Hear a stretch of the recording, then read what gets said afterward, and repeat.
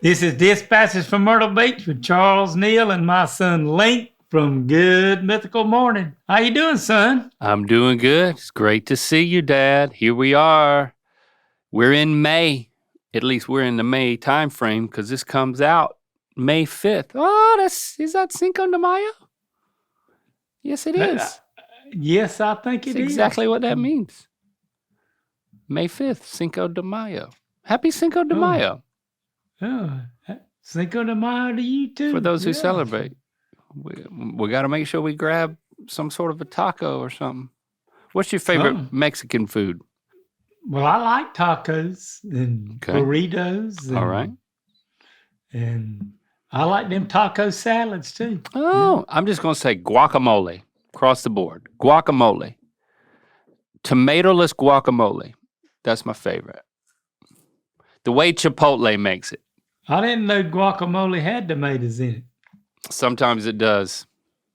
They put it in it though. It don't. Yeah. Yeah. I don't like that. Okay. Well, you don't like tomatoes, so that's why. You are a sleuth. Yeah. You like guacamole? Yes. I get upset when I'm trying to order something and I got exactly what I want except not guacamole. So then there's frequently I'll like order a thing of enchiladas. I just want guacamole on my beans and rice. I just want to throw it on there. So I'll order a side of guacamole even on the stuff that they don't want to put it on so I can have it on my sides. Guacamole has never messed up a Mexican dish. It's only made it better, in my opinion. Yeah, they make, well, of course, when me and Nancy go somewhere to eat it, she likes those because they bring those chips out and you get to dip them in that. Now, that can be trouble now. You got to watch out. You eat too many of them chips, you spoil your dinner. Well, that's what she says. She says, maybe we ought to just go eat the chips and that'd be it. Take a margarita. And then got to get a margarita or something and then order one taco and then go on out the door. You're full. That's not a bad deal. That's not a bad deal at all. Yeah. All right, what you got? What you got for all these beasts today? We got a holler out to Carly and her son. Okay. Says, hey, Charles, my son is 8 months old and he loves Dispatches from Myrtle Beach. Whoop, whoop. I watched and listened to y'all when I was pregnant with him too, so it's no surprise he likes it. Huh. I guess there is something to that. Sound waves travel through the womb, and you get to know voices. Probably. That's what they say. So, wow, we got an 8-year-old fan, 8-month-old. What is it? 8-month-old. I mean, for 8 months old, he's got taste. Yeah, he's got a developed podcast palate. I'm telling you. That's exactly what I like to see. Well, shout out to Carly and son. Well, thank you, Carly, and thanks for watching. And Mom said that she was eating a lot of peanut butter when I was in the womb, and I'm a peanut butter guy. I love peanut butter. So she told me that had something to do with it. I don't know what she listened to. Michael Jackson, I think. 1978. Yeah. I don't know. She was listening to some. She had good taste in music, so I think that's where I got that from. Oh, yeah. Pop music. She was listening to all that. I can't hardly remember back that far no more. So, what music was being played or anything else? I'm older than your memories. Yeah. It's time for another edition of Don't Tell Nana. Okay, Link, I got a question from Joanna, and it says, have you ever fallen out of a tree? Well, I'm going to go out on a limb here. And yep, I did it. And I'm going to guess that the answer is yes. Well, it's kind of yes, but it's kind of no, because when me and Teresa was growing up, we had a tree out in our yard and we'd climb up and down it, and I don't hardly ever me falling out of a tree. Mm-hmm. But I pushed her out of the tree. Okay. And when I pushed her out, she was laying on the ground and holding her arm, and she says, "Oh, I'm hurting. Then she said, "And I think you broke my arm." And Yeah.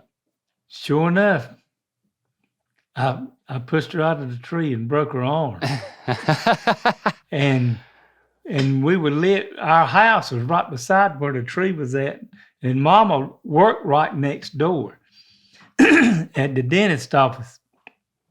And I said, just, it'll be all right. Yeah, I don't think it's broke. It and it was hurting, and it just kept hurting, and finally I had to go next door to Dr. Pate's office and go over and get Mama and say, Teresa fell out of the tree, and I think she broke her arm.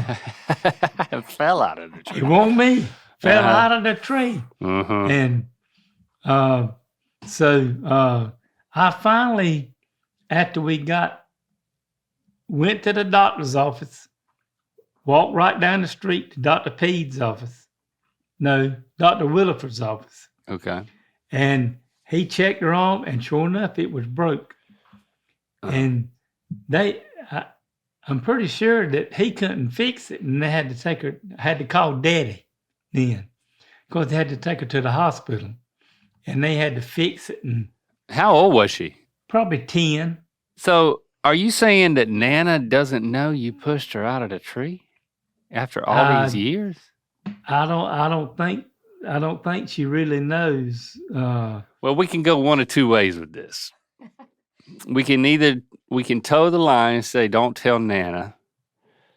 But my curiosity is kind of getting the best of me. I kind of like to see if you could get her on the phone, because I want to see if she knows about this one. Oh, he's all right. He's fine with calling. Okay. Now, of course, she can't hear me. She can only hear him. Hello. Hey. Hi, darling. Link. How are you? We're fine. Tell her you're recording a podcast. We're recording a podcast, and Links, I'll have to relay what you say, but tell her I say hey and I love her. Do you want me to use Teresa's phone? No. Teresa is his sister. Okay. She lives with Teresa. It's fine. And just using your phone. Her arm is still broken. We had somebody send me in a question and ask me if I'd ever fallen out of a tree. And I told him, I said, I had never fallen out of a tree, but my sister Teresa fell out of a tree and broke her arm. Do you know anything about that? I don't remember. I know one of you broke your arm, but that's all I remember. She doesn't remember which one it is. Talk to her a minute. Do what? Say that again, Mama. No, we don't. I'd like to talk to her a minute. Tell her, put it on. Can she put it on speaker? No. Can you put it on speaker where Teresa can hear? I'm sure I can. We'll do it. I'll have to go back inside. I was outside. Okay. Tell her to go inside. Okay, that's fine. Tell her to hurry up. Link said to hurry up. She's 94, Link.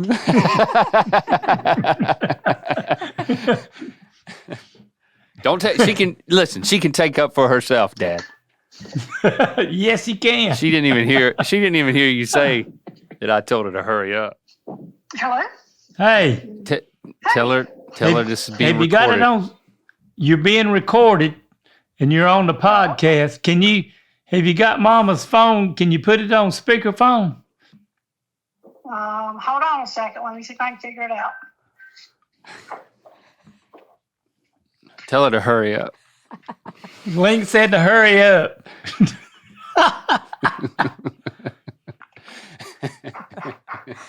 Can you hear me? Yeah. What was that? Don't try to call it. Tell him not to try to call anybody else now. I can't figure it out. You want to call me on my phone? Yeah, I'll hang up and call you. Okay. All right. Hello?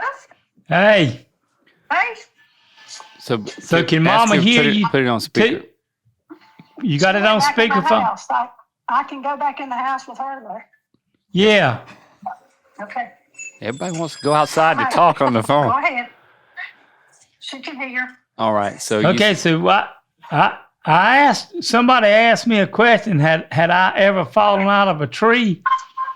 And I told them, well, no, I hadn't ever fallen out of a tree, but my sister fell out of a tree, but and then that's it, right? Would you like me to tell the story of how I fell out of that tree? Well, I know I want Nana to tell what she remembers. we wanted Nana to tell. She said she didn't remember.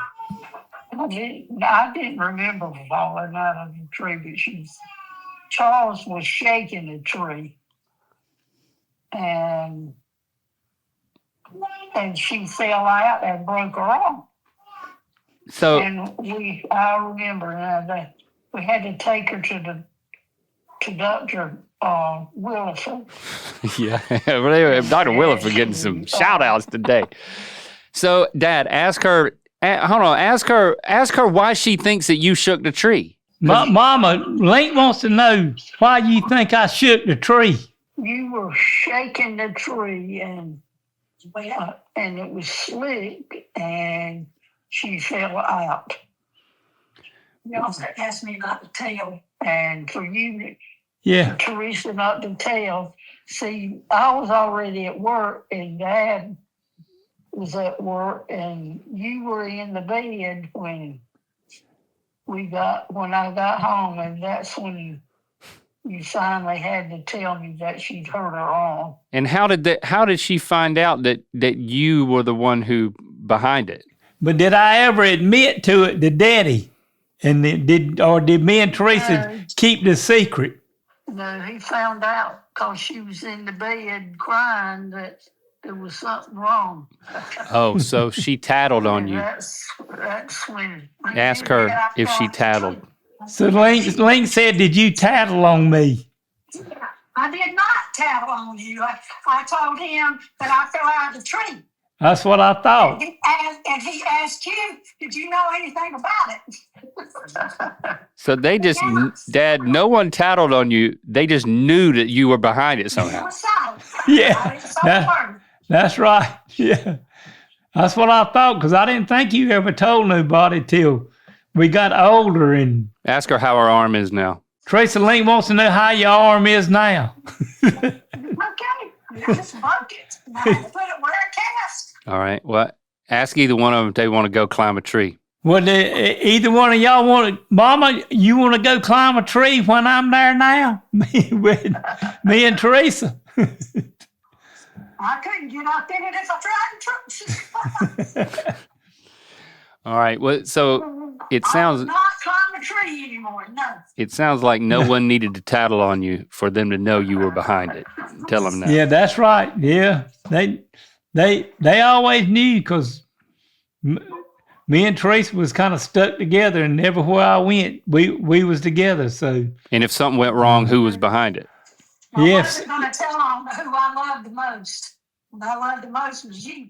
Yeah. Oh, that's sweet. Yep, that's right. Even though he didn't deserve it. Yeah. Link said, even though I didn't deserve it.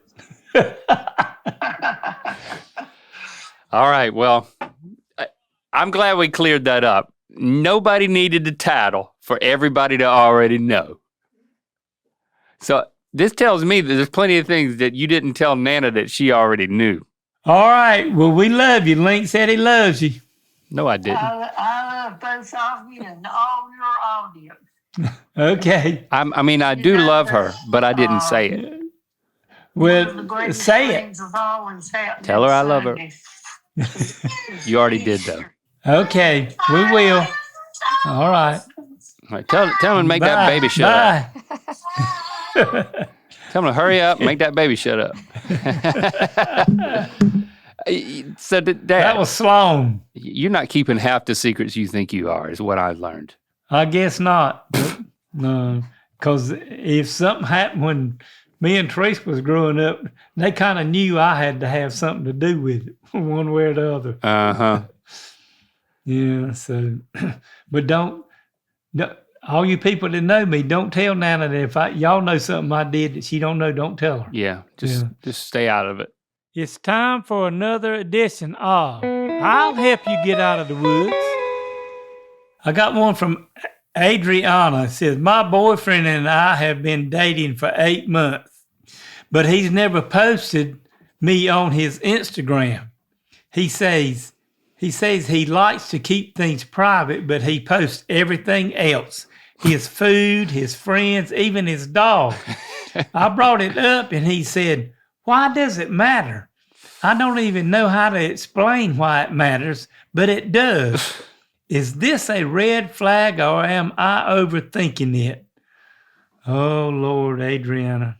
Oh, Adriana. I think, you sound like a smart girl.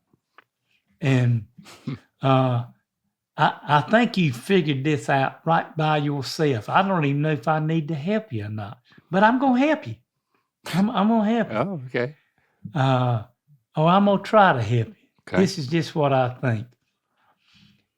I think if your boyfriend will post and listen, I don't know nothing about Instagram, Facebook, TikTok, none of that stuff. I know I've been on it before, but and still, anyway, on a daily basis. Your face is on it, but you personally are not. That's right. But, if he'll post stuff about his food, his friends, his dog, and won't post stuff about you, there's something going on there that ain't good. I'm telling you, he don't want people to know about you. He does not. And he's keeping you in the closet where he can just open the door and get you out whenever he wants to.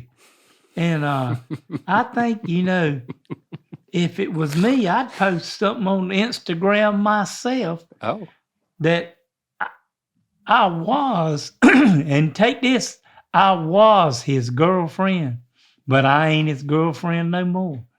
Because I'm kicking him to the curb, because if he can't even let people know that I'm his girlfriend, and he lets everybody know about his friends and his food and his dog and probably everything else, you need to find you another boyfriend. And that's just my take. If he's not proud enough to post you on Instagram like he does with everything else, you need to find somebody else that would, whether it's on Instagram or just telling people about you or whatever, that's what I think you ought to do. Sounds like the writing's on the wall to me, and I think you know it. But wow. And that is sad. You are hard hitting, boy. That right there is pulling no punches. I'm not done. You're not done? I'm done. Oh, did you? I thought you said I'm not done. What did you say? Did you say I'm not done?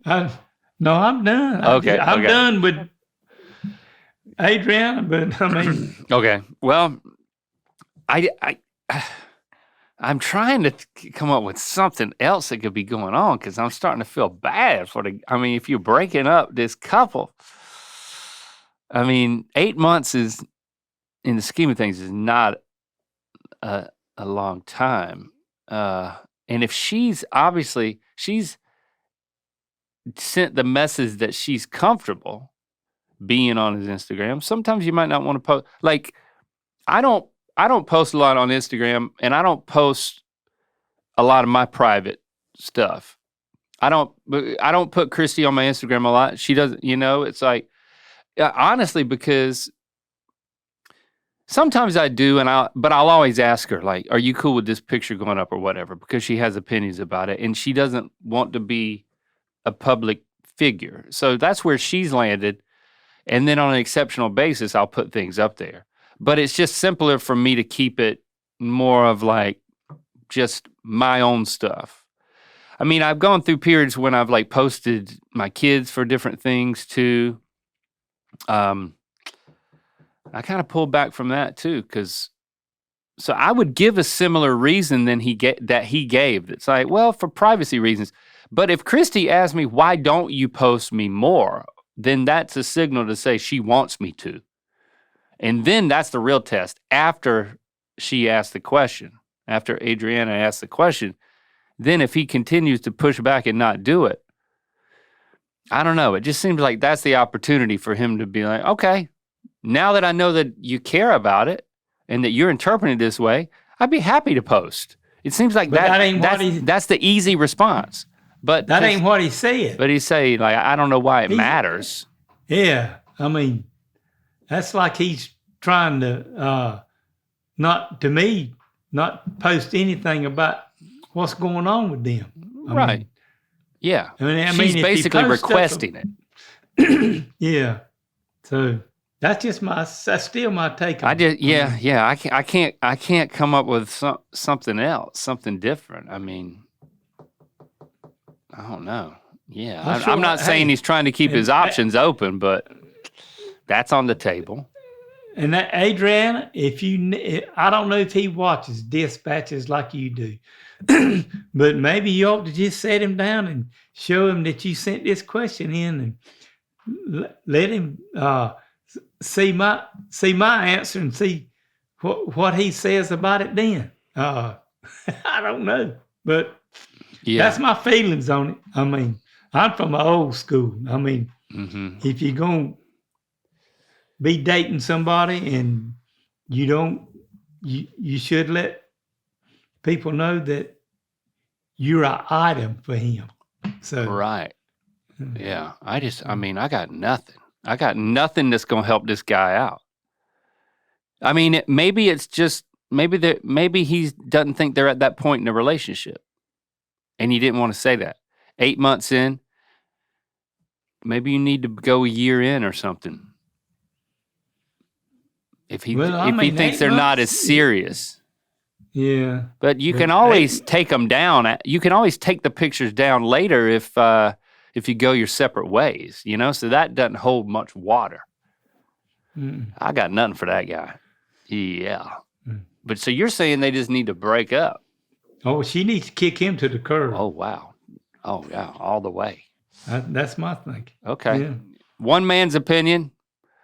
That's just my opinion. Yeah. So, make your own decision. And you got to make your own decision about that. You ain't got to take my advice, but that is, you sent me in a question and I answered it to you did. How I feel about it. Yeah. Yeah. Well, Link, we got one more. Okay. And it's from Joshua. And it says, Charles and Link, I lied about liking my wife's signature dish. Oh, we got another guy on the ropes. Yeah. Oh. For the past 2 years, and I mean, these people's married. Okay. He lied about liking her signature dish for the past 2 years. And I've been telling my wife I love her homemade lasagna. Truth is, I hate it. It's dry and somehow also watery. And now she's entered it into a neighborhood cook-off and told everyone it's my favorite meal. He says, do I come clean now or ride this out and hope the judges handle it? Charles, I figure since you've had 4 wives, statistically, you probably have some similar experiences. Well, okay. Thank you, Joshua. Yeah. But all right, keep it going. Listen, keep Joshua. I'm gonna be right up front with you. Yeah, you got him in a mood today. If I had with my 4 wives, if they cooked me something and I didn't like it, I told them I didn't like it. I mean, but you did it. But you did it in a nice way. I did it in a nice way because I wanted them to know I appreciated them cooking something for me and making it. But I don't know if I believe that. I don't know if I believe that. You probably ought not to. But anyway. But Because I've seen you open. You're notorious for open Christmas presents and immediately saying exactly what you think of it, and there's no niceties about it. I mean, if you can't be nice about opening Christmas present and acting like you like it, then what you just said about a meal, you're like, if I don't like it, I'll tell her. Now I'm nice about it. No, you thought you might be nice about it, but you weren't. Ain't no way. You don't know how. You don't know how to give bad news in a polite way, Dad. It's just not. Hey, then that would be correct. You don't know how to give a negative opinion in a polite way. It's just not part of who you are. I mean, it's not that you're a jerk or an a-hole, but it's somewhere in this, like, you've got this blind spot. So anyway, go ahead. You've told all your wives that when you don't like something, and then what? Well, and then see, when you tell somebody up front that you don't like something, you don't dig a hole like you're in. Yeah, that's true. And pull the dirt up over your head. So it's funny. I would probably I would not ride this out. Oh. I would not do that. Why? Because I would not, if her lasagna is as bad as you say it is. to us. she don't need to be entering it in if it's a lasagna contest or whatever kind of eating contest it is. Right. Because she is going to get torn up. Her feelings is going to get really hurt. And she's going to get ripped to shreds by the judges. And judges are not going to say, what in the world? Is this really lasagna or something? So I think you really need to sit your wife down and talk to her and just tell her, kind of like Link says, that I can't do that or haven't done in my life. That the reason I didn't ever tell you about how bad I think your lasagna is because I just wanted to eat it because you were making it for me and trying to fix supper for me and do stuff for it. But I don't want you to unleash that on anybody else. On anybody else. You need to do something, go buy some Stofers or something. Take it to the eating thing, but I really do think you need to. You take it to the eating thing. First of all, in your mind now, it's a lasagna contest. This eating thing in your mind is just lasagna, and she's got to bring lasagna. It's not lasagna contest. She can make something else. Or she can just show up and spectate, and maybe learn a thing or two. Yeah, something. But you don't need to let her go and make that lasagna and carry it to public. In the public where people and nobody else in the public needs to experience the dry yet runny lasagna fiasco. So, you're right about this, Dad. You are so right about this, because I would be so tempted just to see what would happen. Just to leave it. I mean, this is a passive move, you know. This guy's in passive mode. I'm just gonna eat it. I'm not gonna say anything. Don't want to hurt anybody's feelings. Don't want to ruffle anybody. He's on the opposite end of the spectrum as you. Yeah. If I think it, I gotta say it, and then they're gonna have to deal with it. He's like, well, I never want him to have to deal with it. You're asking him to switch up and be direct about something. I think the temptation is so strong for him to just let it play out. Because it's not like it's American Idol or something when I bet you the judges aren't sitting there eating it in front of everybody and talking about, this is the driest lasagna and wettest I've ever had. They're just not voting for it. Yeah. So I will point that out. Unless this is some televised Food Network event where professional judges are going to critique you in front of everybody. What she's going to find is she's not going to get any votes. She's going to walk by the trash can, and it's going to be full of her lasagna.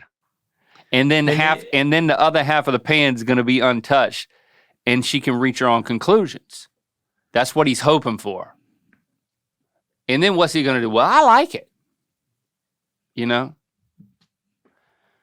I think you are doing the right thing, but the temptation is stronger than you're making it out to be, because if you're in passive mode, if you're in don't share your opinion, the point you're making is that it deprives somebody of when you're afraid to give feedback, you're depriving somebody of improvement. And now feedback is really hard to give. You can't do it. Right? I mean, right? I'm a little bit better at it than I used to be. Okay. All right. I'll give you that. But one thing you are good at is giving advice. Today, you're knocking it out of the park. You are on a game. With what you said about it, and Judge, it's whether it's in a big venue or hometown thing, if he don't come clean with her and she sees what's going on, whether you're right, people getting voted on it or whatever, it's just not a good thing for his wife. And nope. Sounds like that he needs to sit down and talk to her, and he needs to be a little bit more open and honest about it, because it's maybe, you know what, the sit her down part, maybe let's loosen up on that. What if they're just in a car? What if they're just already riding somewhere in a car?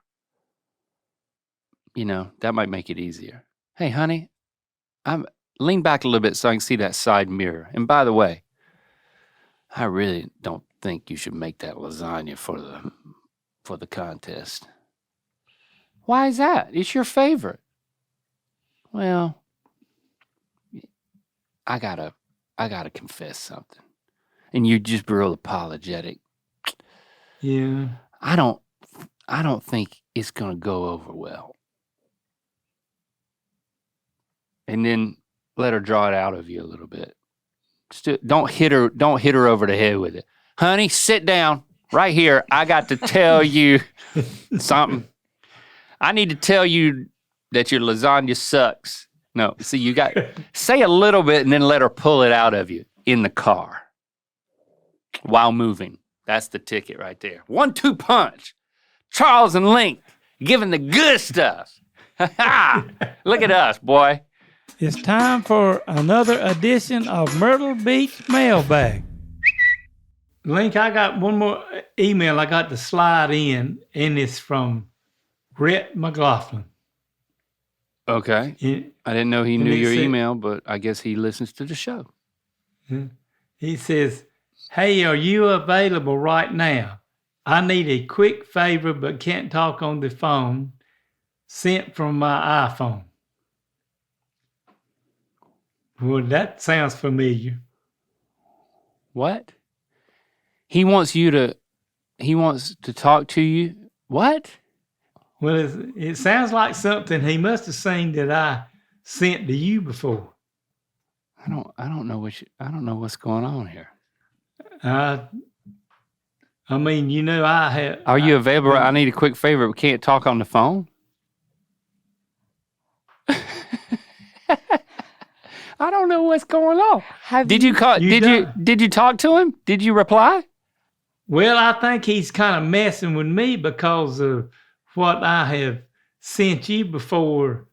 That try to call you on the phone and you don't answer, and he's and I send you a text and you just need a quick favor. I said, can you?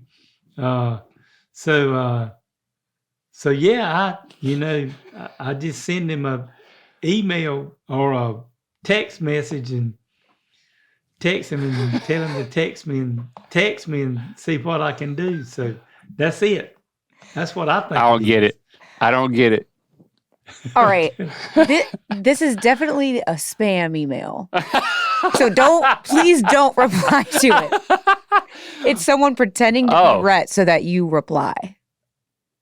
Oh. We both are so confused. So you've never gotten a text like this?